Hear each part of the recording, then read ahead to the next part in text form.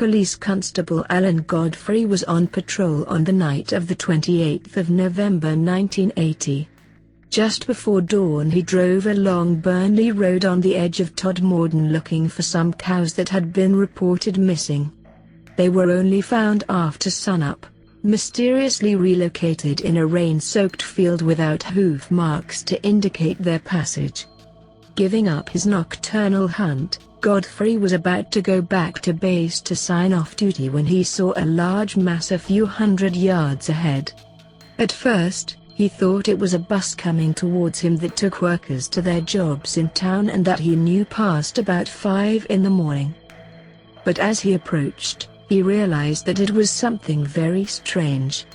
It was a fuzzy oval that rotated at such speed and hovered so low over the otherwise deserted highway that it was causing the bushes by the side to shake. The police officer stopped, propped onto his windscreen a pad that was in the patrol car to make sketches of any road accidents, and drew the UFO. Then there was a burst of light, and the next thing he knew he was driving his car again, further along Burnley Road, with no sign of the UFO.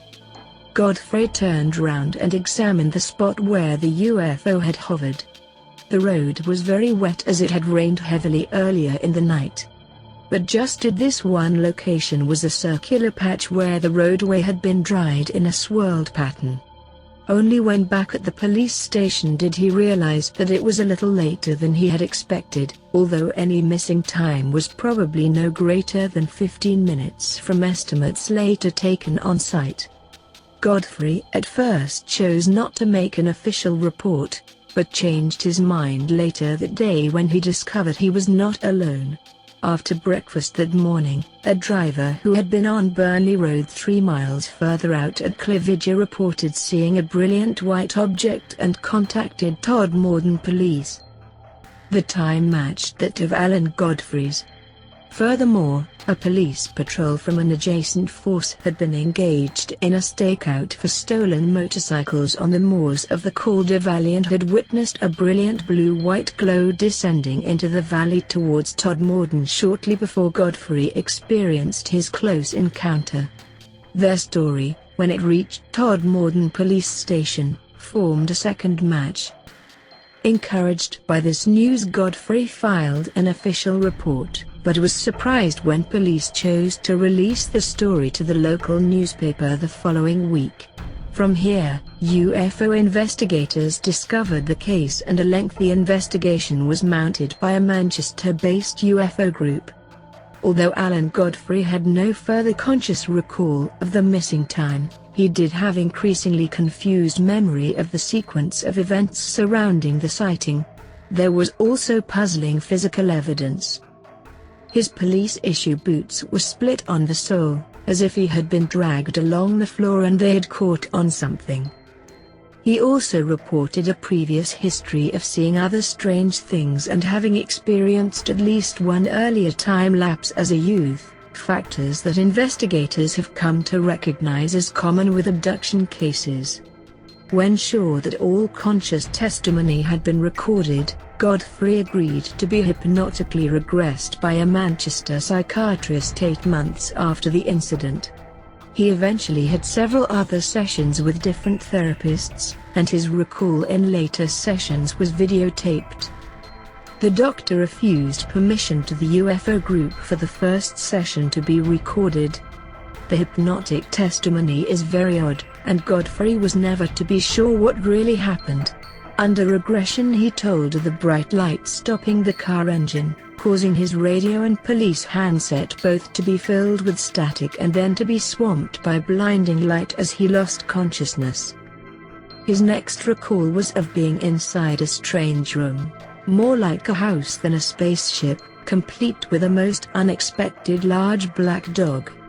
He was studied by a heavily bearded man who telepathically conveyed that his name was Yosef and whose clothing was very biblical in nature.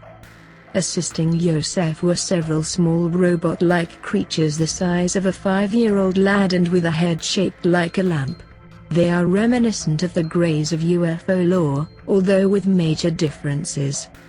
Godfrey was supposedly asked questions, told that he knew Yosef, and was promised a later encounter. Although there were periods of missing memory, the hypnotic recall that did emerge was a curious hybrid of mythic images, UFO case elements and dreamlike sequences.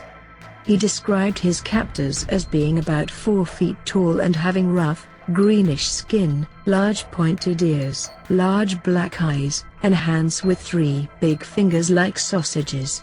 After the exam, Godfrey was shown harrowing images of Earth's environmental destruction, and another film which he said he swore he would not discuss. He was then taken back to the place in the moor where he had last been and speculated he took the photo of the alien as it left him, when it turned around to wave goodbye. When asked his opinion as to the reality status of this hypnotic testimony, Alan Godfrey was refreshingly honest. Godfrey said he was certain that the UFO encounter was real, but he could not determine whether the story offered by hypnosis was a dream, a fantasy, reality, or a mixture of all 3. Unhappily, Alan Godfrey suffered terribly after this encounter. He was forced to undergo medical investigation to determine his mental status, but it was pronounced psychologically fit and healthy. Yet after some years feeling that he would never be allowed to forget his sighting, he took advice to honorably resign over an unrelated physical injury incurred during an incident in which he bravely intervened to avert a crime. Todd Morden, both before 1980 and in the years since, has been a hotbed of alien contact activity with several other major encounters having been investigated, including another abduction of a truck driver from Burnley Road only a little further out of Todd Morden and on the same highway.